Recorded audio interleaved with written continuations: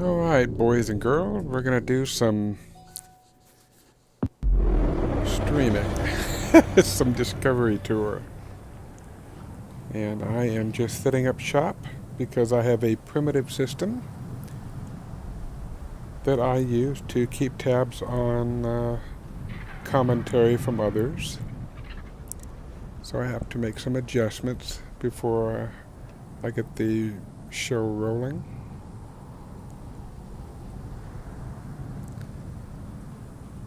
And I think we are go. Hello, Shada. Nice to have you here. And I'm guessing, yeah, we'll go ahead and get this thing going. We've done all of Egypt, and let's see how far are we on the pyramids. All right, we got Khafre and Menkaure. So, without further ado, I guess we can go here. And I'm glad. Oops, did I push the right button? I think I did. The interface is a little different with Odyssey, and just enough to be a bit confusing. And I'll do this with Layla Hassan. Khafre's Funerary Complex. Welcome to Khafre's Funerary Complex.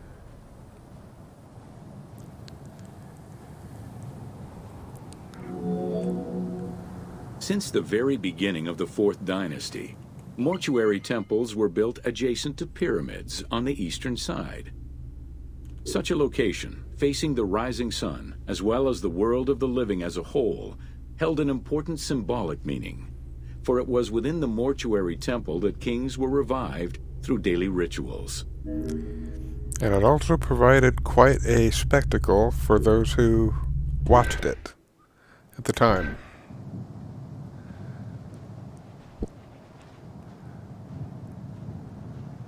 I can't imagine a smooth white limestone with the gold-plated pyramidion at the top. That must have been really something to see. And when they were first made, I don't think it was quite so arid. But I don't know for sure. The one thing that's conspicuous is... In its standard form, a mortuary temple was divided into 2 parts. A front area which consisted of a vestibule and a courtyard, and an area in the back, where all sacred elements were located. The back of the temple incorporated several essential features, including an inner sanctuary with a false door, which allowed the soul of the pharaoh to travel between the world of the dead and the world of the living. What I thought was conspicuous was, or conspicuously absent, was a lot of inscriptions, but they show this is a false door from the tomb of Metjetji. Metjetji, I don't really know that one, who they are. I just want to add emphasis. These people here, when you see a kilt like that, they're not particularly excited or anything. It's basically a starched kilt. The equivalent, if for those of you who might have a bit of an Asian history background, the mandarins with the super long fingernails, like I can't possibly do any work because my fingernails are so long, I'm so special. That sort of thing. These are a starched kilt. It's like they really couldn't move very freely in it, and it was just there to look good,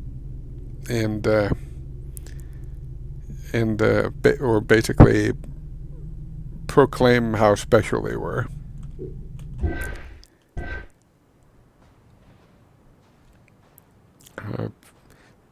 So if you're ever in a trivia contest and the subject comes up, you can club them over the head with it.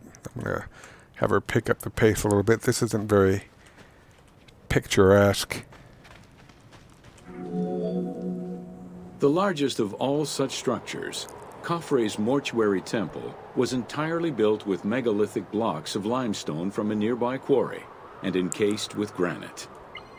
Parts of Khafre's mortuary temple, particularly the courtyard walls, are thought to have been decorated with splendid reliefs. However, not a single image of the king has been discovered inside the mortuary temple.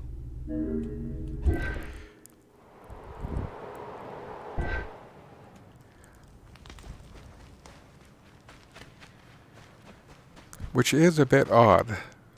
But I have to say that Egyptians, historically, if they didn't like somebody or something, they chiseled them off or replaced it with somebody else. But I don't know. Don't have enough info. In its standard form, a mortuary temple was divided into two parts.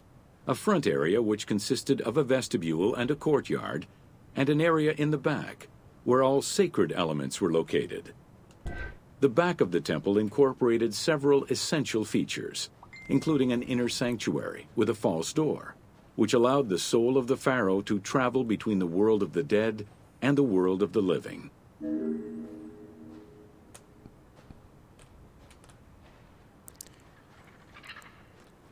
I really don't know how old this was by the time, because this is like 30 something BCE. So I don't know really how old this was compared to that. I think it was over 2,000 years. Uh-oh. My bad. Let me try to fix that. Whoops. And now for my next trick, I'm going to set my armpit hair alight. Ahem.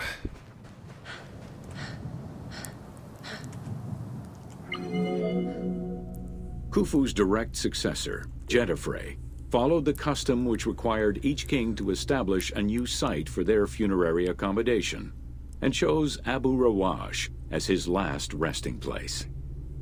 When the time came to build his own funerary complex, Khafre, also one of Khufu's sons and the successor to Jedefre, broke with tradition and returned to Giza. Not only did Khafre thumb his nose at tradition, but he did so in a way which he hoped would allow him to overshadow his father's most important monument.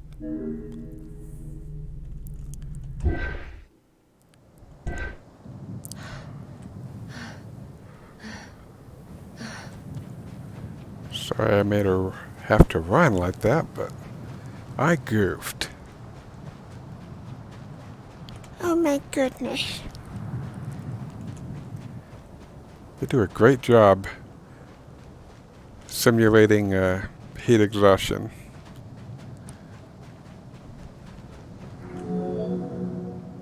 Though Khafre's pyramid is smaller than Khufu's, it was cunningly built on a more elevated bedrock layer than the Great Pyramid, making it appear higher than any other pyramid at Giza.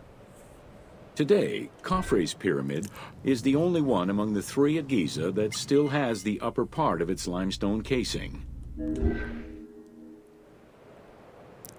And hello, Ducky. You just missed me stumbling and bumbling a bit. That's how I roll.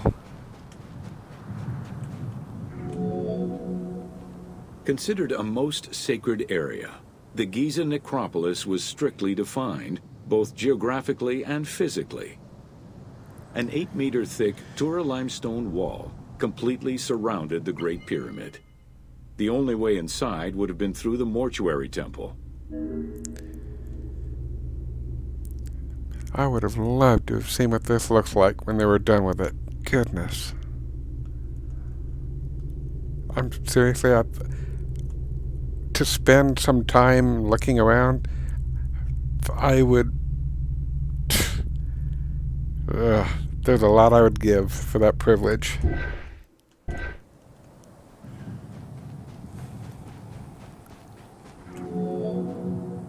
From the reign of Sneferu and onwards, the subsidiary pyramid became a common feature within the pyramidal complex.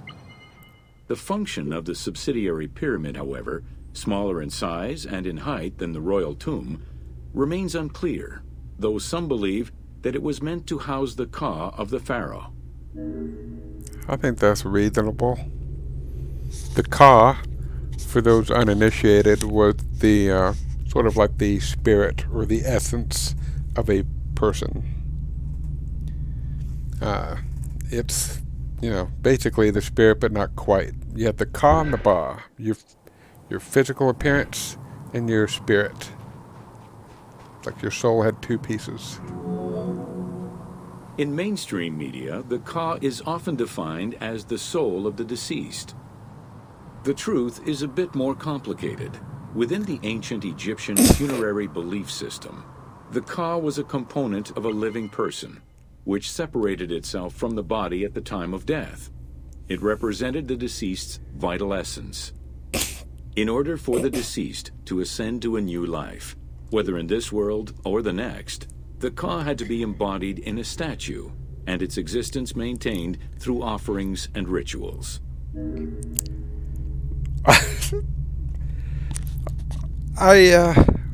He expanded on it nicely, but I did not know that that's what he was essentially going to repeat what I said.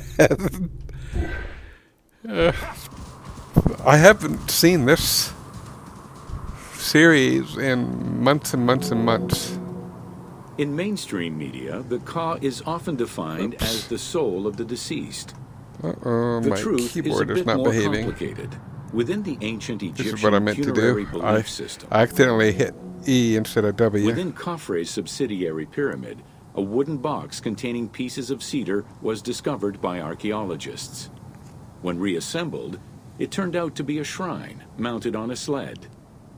Just as with the solar barges found around Khufu's pyramid, it seems Khafre's shrine and sled were ritually disposed of after his funeral.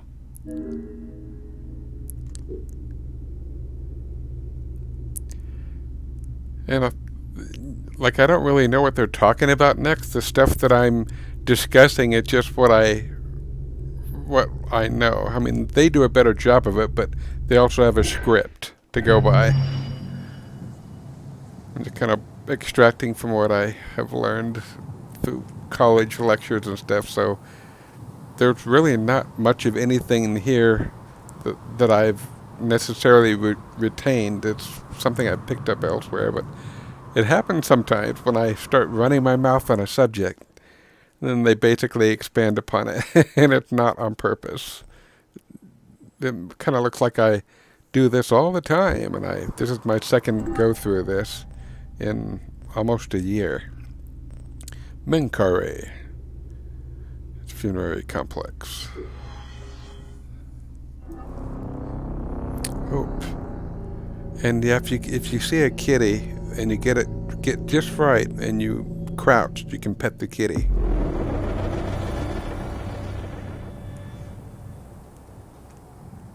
And we haven't traveled too far.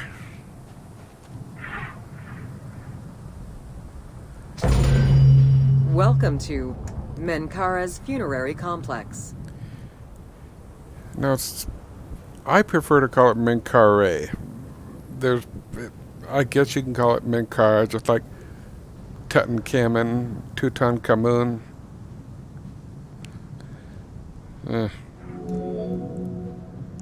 The dimensions of Menkaure's pyramid are much less grandiose. However, unlike its predecessors, Menkaure's pyramid shows a great deal of complexity in its internal and external finish. The outside was partially covered in red granite, while the internal walls were richly decorated. This latter innovation would not catch on until the end of the 5th dynasty, when pyramid texts began to adorn the walls. And I'm guessing by her accent that she is a Canadian narrating this, just like the guy was.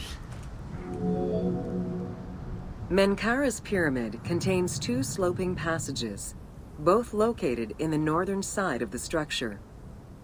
The upper one was abandoned during the construction phase, whereas the lower one, slightly above the base of the monument, constitutes the real entrance. The lower passage leads to a first room, which, for the first time since the reign of Djoser, is decorated with engraved false doors. Oh, that's cool. I didn't know that. I'm not a pyramid expert by any means.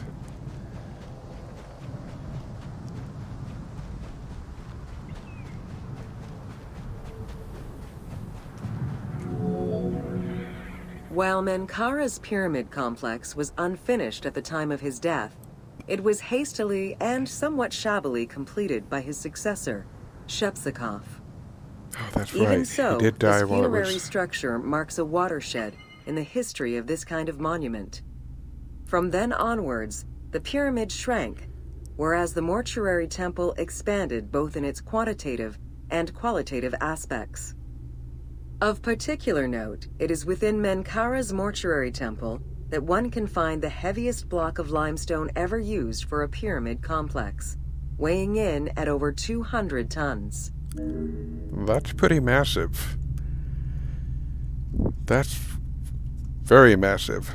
But you know those granite obelisks that you see? Those great big things? I think the biggest of them weighs over 450 tons. And it's a single piece.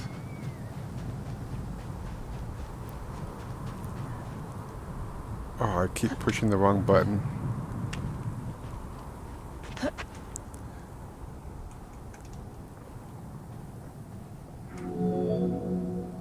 Menkaura's causeway was completed in mud brick by the king's successor, whereas the lower part was nothing more than a simple ramp. As for the Valley Temple, it was built in 2 phases. The foundations were first laid out in limestone during Menkaura's reign, but the temple itself was completed in mud brick afterwards. As such, the Valley Temple was soon damaged and ended up being completely rebuilt during the 6th dynasty. You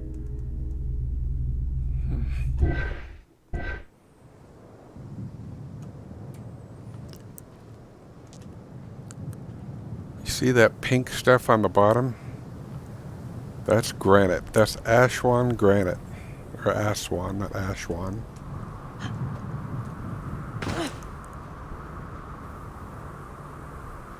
That's unbelievable weight.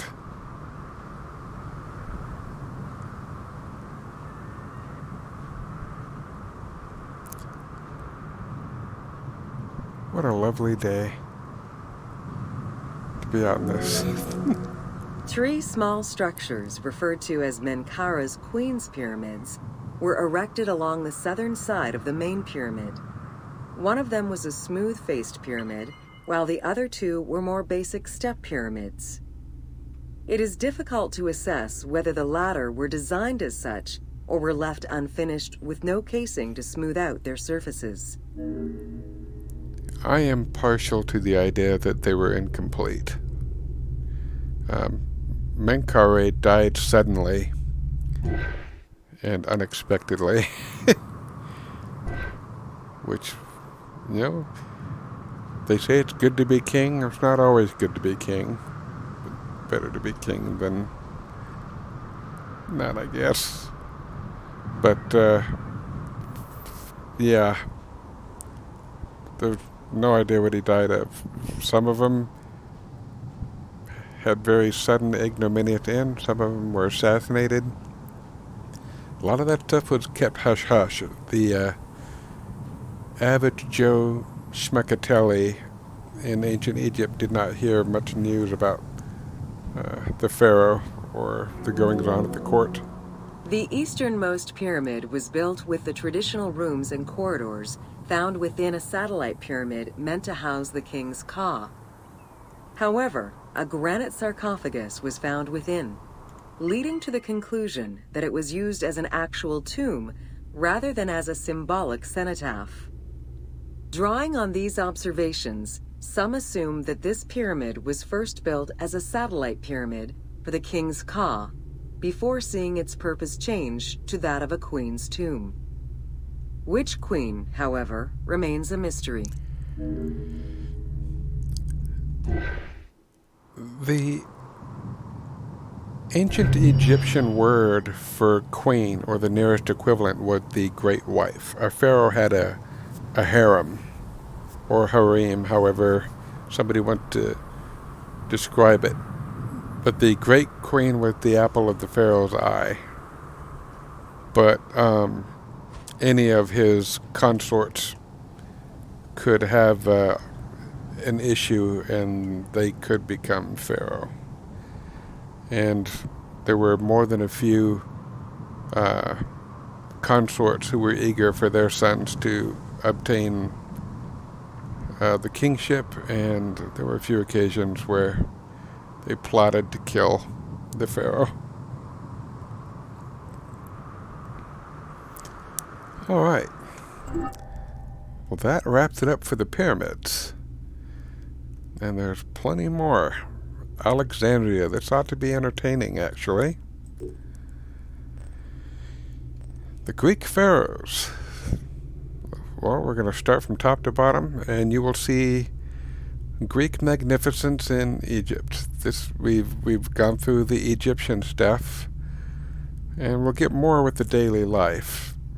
But yeah, me being the Egypt fanboy. It's mostly places like Memphis and Thebes that I go to, or Wasset. But here we go. This is the Greek stuff.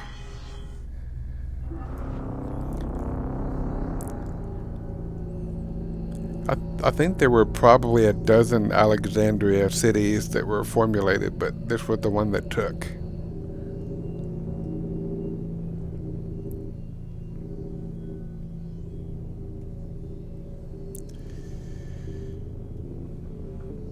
And there's a lot of history in Alexandria. And me being the nerd that I am, the destruction of the Great Library makes me really depressed when I think about it. And I don't apologize for that. It's just the way I am. This looks like the tomb of Alex. Oh, it is. Dirt. Welcome to the Greek pharaohs. Now this is the entrance to, depicted, so nobody knows for sure exactly what it looks like. But I think it's a great approximation. The architecture and the decor that they use. The entrance of the tomb of Alexander the Great. His body remains missing. And boy, would it be something if it's found in any kind of viewable condition, but knowing how the religious strife at the time was, I wouldn't be surprised if it wasn't just burnt along with everything else. But anyway, nothing lasts forever. There's a lot of people that like to say, oh, they had to have outside help to cut stones like that. Well, they had hundreds of thousands of years of the Stone Age. To me, it stands to reason that they could have really mastered its use and its cutting. Any number of us would have a hell of a time trying to start a fire. And for them, it was easy peasy lemon squeezy if they needed flame. And here we are, the Greek pharaohs. Ptolemy. The first three were all right. Pharaohs were considered divine incarnations of the gods. As an avatar of the gods living on Earth, the pharaoh's role was to preserve fundamental values and universal harmony by removing chaos, Izfet, and ensure that justice, Mot, prevailed. The pharaoh, by divine ancestry and through multiple offerings, was the bond that unites the world of men to the world of the gods and allows the maintenance of the cosmic order. I think at some point I learned what this was and I forgot it. and I want to learn again what this represents. This is the sun disk, and so the Uraeus is, that's the Greek word for cobra, Uraeus. Basically, it's pharaonic. But I don't know what this is. And I really want to learn that. I keep forgetting to properly research that. I don't know if I can read which Ptolemy these are. The fourth one, Ptolemy the Fourth, was an unpopular bastard. His nickname was Physicon, which basically is the Greek equivalent to fatty. And he's died of what they called excess living. He needed people to transport him or help him get around. And he was a sick individual. On his wife's birthday, while he was away, he had his son dismembered because he figured they were plotting to usurp him. Had his son dismembered and given to her on her birthday. His own son. And there was a lot of Ptolemies poisoning and killing each other. The Ptolemaic dynasty reigned over Egypt from 305 BCE to 30 BCE. The dynasty was called the Ptolemies of the Lagids, in recognition of the founder of the dynasty, Ptolemy Lagos, a Greek general and close friend of Alexander the Great. While Macedonian, Ptolemy Lagos understood that to be accepted by the Egyptian people, he would have to adopt their traditions. Upon assuming the title of pharaoh, he changed his name to Ptolemy I Soter, meaning savior. Ptolemy. Pharaoh Ptolemy. Ptolomeo Basileus. But yeah, they were a screwed up family. Oh, yeah, I get your drift. And the stakes were a lot smaller, and people still act like that. Well, the worst people act like that. And I really wish there was a placard or something that, because none of those guys you can see as Physicon. But he was a real bastard. Born in 356 BCE, Alexander the Great went through a hasty education in the affairs of the kingdom before integrating into the Macedonian army, where he quickly rose through the ranks. Aristotle. After his father's assassination in 336 BCE, which some believed was orchestrated by Alexander himself, he became king of Macedonia. Ruler of a unified kingdom and leader of a large army, Alexander set his sights on conquest. Eager to reclaim the Greek cities of Asia Minor, he took on the Persian forces, earning victory after victory. Just because they won, though, it doesn't mean that it was all easy. But yeah, they never lost a battle.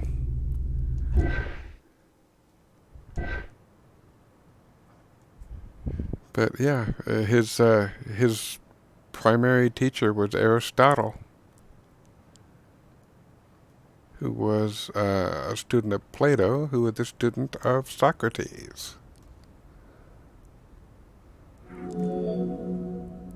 Ever victorious, Alexander the Great marched on, laying siege to city after city until he reached Egypt, where the Persians were defeated yet again.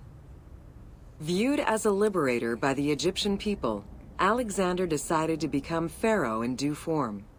He traveled to Thebes to make a sacrifice to Apis, then went to the oasis of Siwa, where he was proclaimed son of Amun. Officially pharaoh of Egypt, Alexander spent much of the winter there and founded the city of Alexandria. Perhaps not coincidentally, being pharaoh allowed Alexander to spread propaganda to prepare further conquests. He resumed his military campaigns in 331 BCE. His original sarcophagus was actually gold, and he was preserved in white honey because he was far away from any proper embalming area. Would take a lot of white honey, but Ptolemy actually hijacked his body, and I think that was a shrewd political move. But it was also because he really did love Alexander so much. They were contemporaries. They were really good friends, and Alexander had a brother who was. This isn't used derisively, okay? But he was mentally retarded, and he couldn't assume kingship. And Ptolemy actually wanted to try and pass, just out of reverence and respect to Alexander, still wanted him to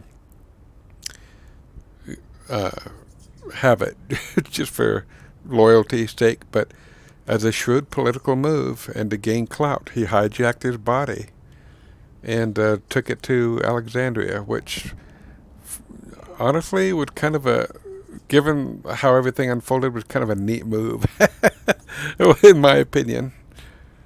But, oh well.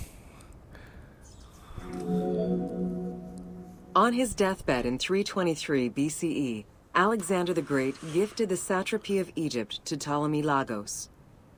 Perfectly aware of the value of Egypt, Ptolemy ensured not only the stability of the country's borders, but also its economic and military development.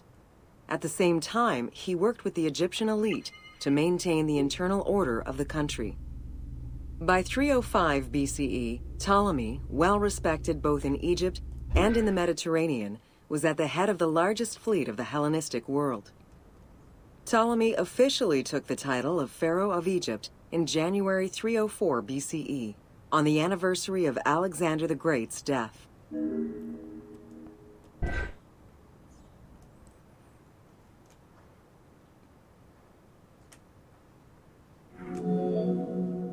Alexander died in Babylon in 323 BCE.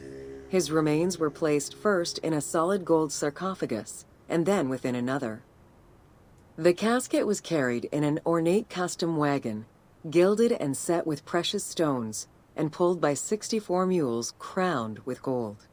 The funeral procession was diverted to a grandiose temple in Alexandria, built in the conqueror's honor under the orders of Ptolemy I.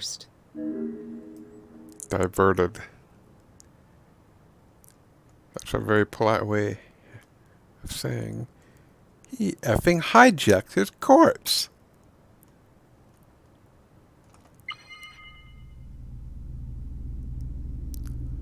And I think, yeah, Jean-Claude Gauvin. He's still alive. He draws these things. I appreciate so much his existence and what he does. And if you want a nice little paparazzi view, I'll see if I can. I don't think I can climb up it. Oh, yeah, I can. Let's show some respect for the dad here.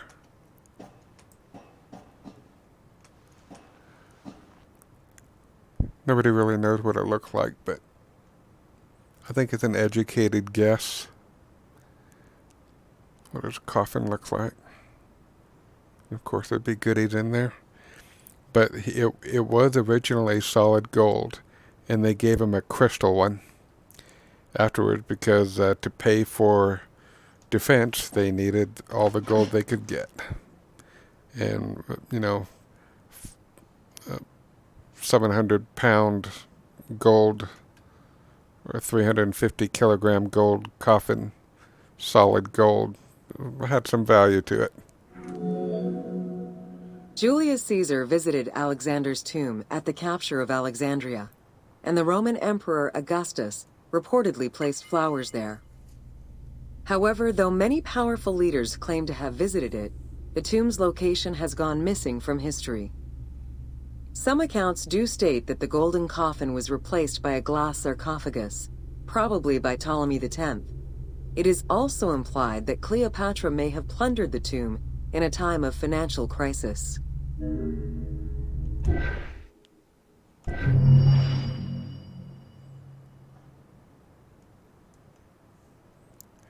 that's the Greek pharaohs. Cleopatra, you guys will like this one.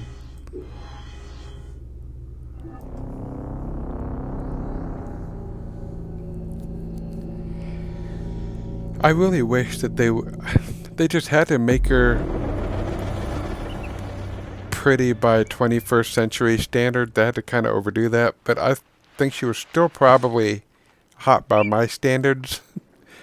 But she had an aquiline nose, and there's nothing wrong with having an aquiline nose. There are some crazy, to me, beautiful people all over the world with aquiline noses. The currency, and she was shrewd about this. She wanted her currency to be the lowest valued one because she wanted everyone to see her. All these other Ptolemies wanted to have their images on the really high value coins. And she said, "Oh no, I want to be seen by everybody, the peasant and every."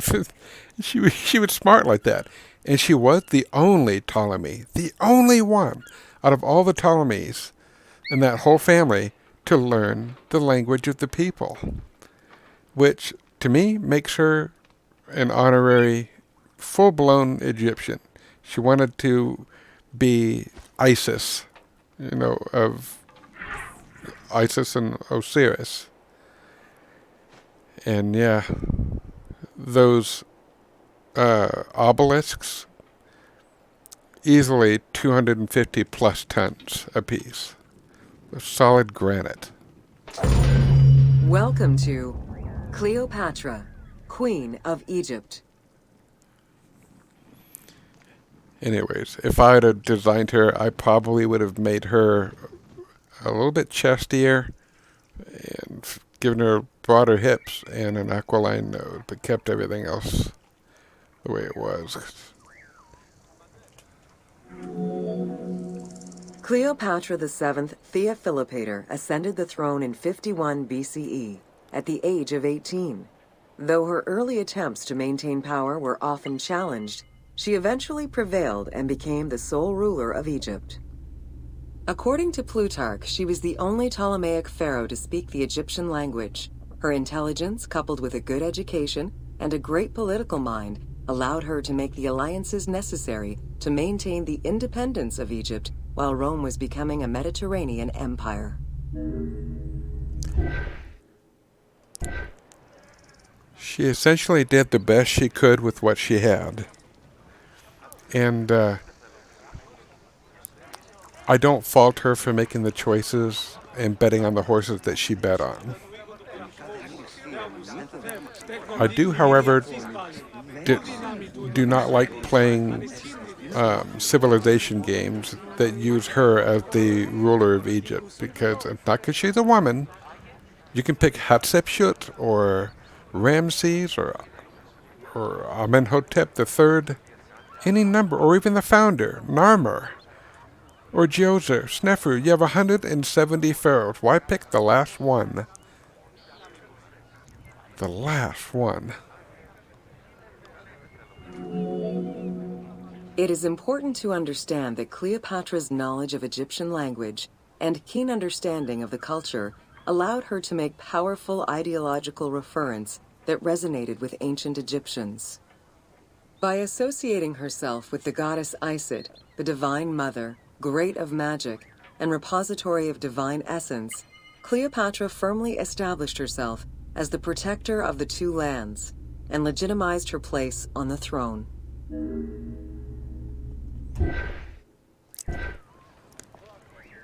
And her intelligence was probably backed up by a lot of charm and persuasion.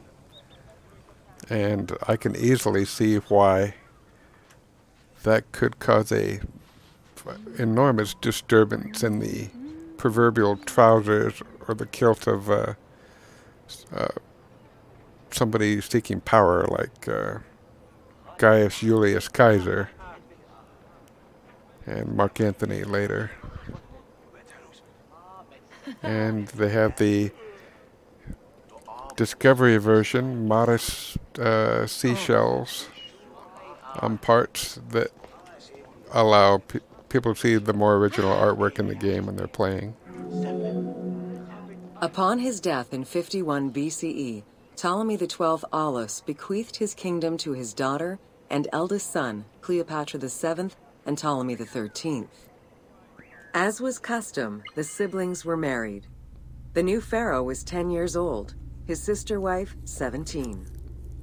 The early years of their reign were not easy. Between 50 and 48 BCE, droughts and floods aggravated Egypt's problems. General Achillas and the royal advisor Pothinos kept intervening in the young ruler's political decisions, and eventually colluded to turn Ptolemy XIII against Cleopatra. By 48 BCE, Cleopatra was in exile. And, yeah, Ptolemy VIII was a real shit. And by the way, when you Philopater, that word is basically lover of one's father, or Philopater.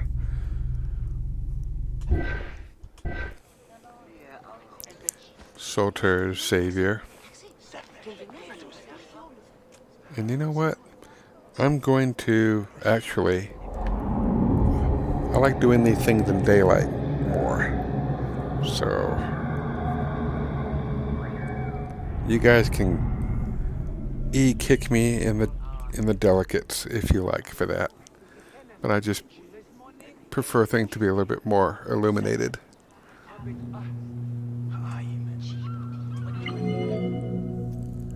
During Cleopatra's exile, the Roman Empire was not without its own internal conflict.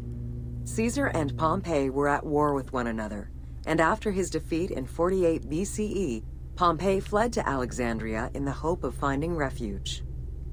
This turned out to be an unwise decision. Listening to his advisors, Ptolemy XIII elected to have Pompey assassinated, his head kept as a gift, in the hopes of acquiring Caesar's favor. This gambit backfired. Instead of earning approval, the murder of a Roman greatly angered Caesar.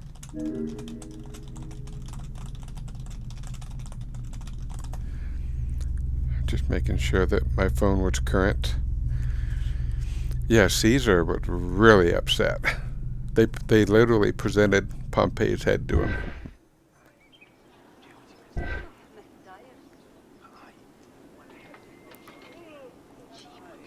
And I think that was a representation of Pompey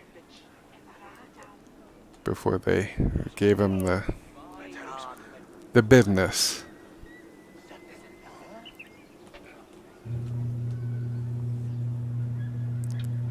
Giving him the business.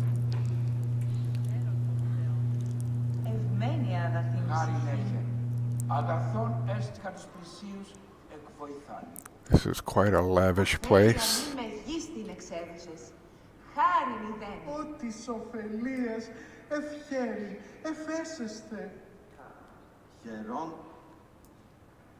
Χαίρον των Θεών ευμένεια, αγαθήν ψυχήν. Cleopatra, aware of Caesar's anger against Ptolemy for the murder of Pompey, decided to take advantage of the situation. She returned to Egypt in secret, hoping to establish an alliance with one of the most powerful men of the time. Outside of the legend, where she had herself smuggled into his quarters in a carpet, what exactly happened during that fateful meeting remains a mystery. However, Caesar seemed to see a better ruler for Egypt in Cleopatra than in her young and too easily influenced brother. Invoking Ptolemy XII's will, Caesar attempted to mediate peace between the siblings. And that was wildly unsuccessful.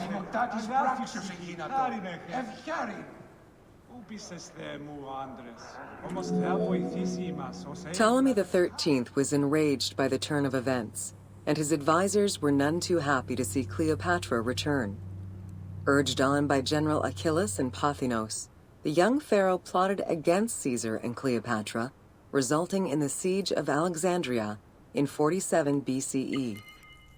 It was in March 47 BCE that Caesar defeated Ptolemy XIII's forces. The young pharaoh drowned in the Nile after having fled the battlefield.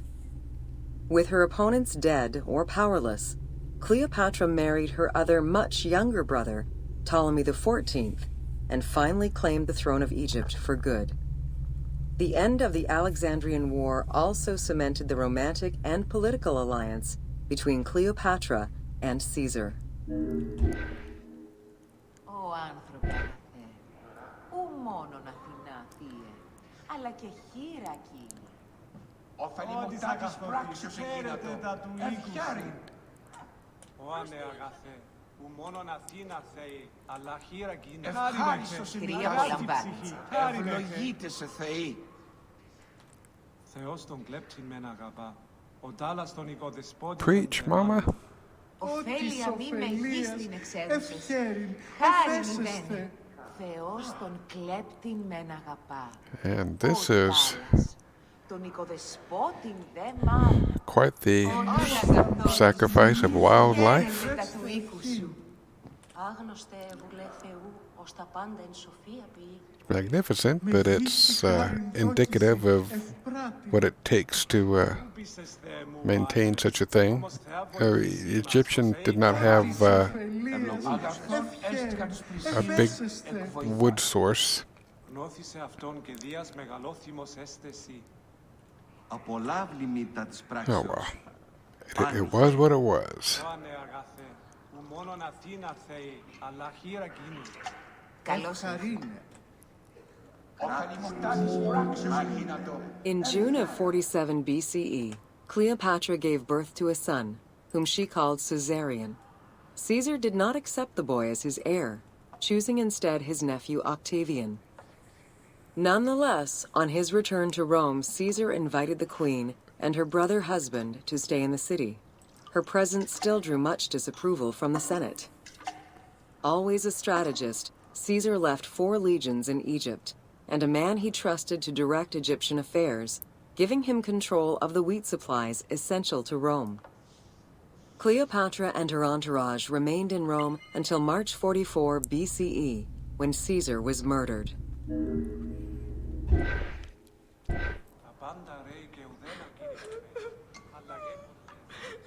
Χάριν έχει αγαθή ψυχή, χάριν έχει.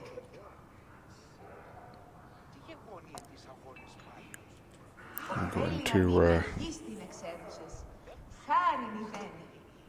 check this out. I don't know if I still have you guys with. You guys are kind of quiet. And I will stop this after this discovery is concluded. Just to make sure, because I'm not seeing any communication. I'm hoping you folks are all right.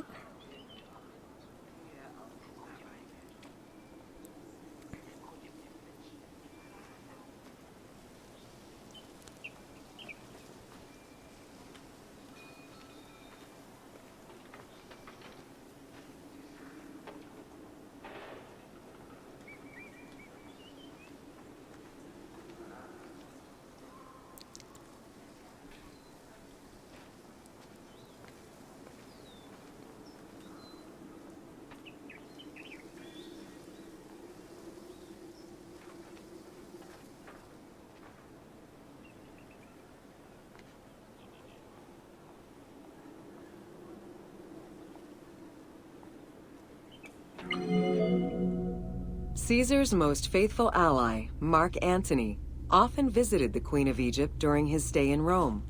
Unlike most, he recognized the legitimacy of Caesarion, the natural son of Caesar. Antony knew he would need the riches of Egypt in order to fight Octavian and claim the Roman Empire. Cleopatra, in return, saw a powerful ally. In the winter of 41 BCE, she arranged a sumptuous tour of Egypt by boat, to show Antony the wealth of her country and the power she held as its ruler. A romantic and political relationship followed. The Roman Senate was once again most displeased. To calm spirits in Rome, Antony married Octavia, sister of Octavian. And I'm sure Cleopatra didn't like that at all. But she basically said, fine, if you're going to do that, you're going to be my little bitch boy. And he kind of was. He wasn't a very shrewd politician, but he was a good field commander. But he wasn't good enough against the overwhelming force of Octavian.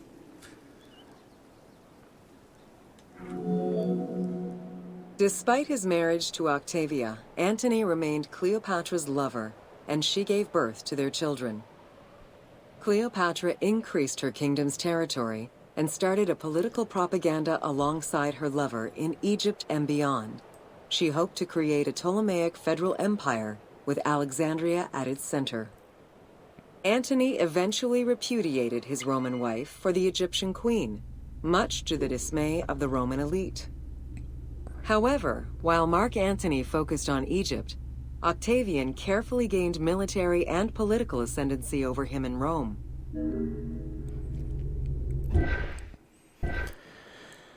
Yeah, and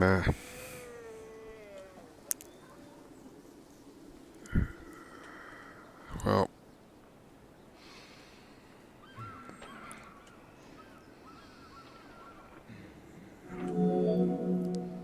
Octavian managed his own propaganda campaign and succeeded. The Roman people hated Mark Antony and Cleopatra. To avoid the censure still inherent in attacking a fellow Roman, Octavian simply declared war against Egypt. Rome's power still reigned supreme. The powerful Egyptian fleet, led by Cleopatra as well as Mark Antony's forces, were defeated in 31 BCE in Actium. Octavian arrived in Egypt in 30 BCE to formalize his victory. yeah, the propaganda in Rome, they made Cleopatra out to be a seductress and an enchantress and something like a witch. Used potions to get guys to go goo-goo over here. And she saw what they did with her sister Arsinoe. They paraded her in chains, and I think they even whipped her to sort of drum in the humiliation. She didn't want any part of that. The following events remain difficult to confirm due to the many versions and legends around them. It is believed that after hearing a rumor about Cleopatra's suicide, Mark Antony committed suicide himself. He was brought to the queen as he slowly passed away. Knowing that Octavian would have her chained and paraded through Rome in defeat, Cleopatra planned her own suicide. She most likely killed herself with arsenic, though admittedly the version where she uses an asp to deliver a fatal bite may be considered more dramatic. What happened to the body of Cleopatra is still a mystery. And I think that that story could have gone either way. It would have been symbolic as heck for her to use a cobra, but I don't know. I do think arsenic is a more reasonable choice. Or even imported hemlock, but arsenic was more readily available in Egypt. And due to the quiet on this channel, I'm going to close up shop for the moment. So I will bid you guys fair winds for now. And until next time, have a kind and gentle night. Fair winds.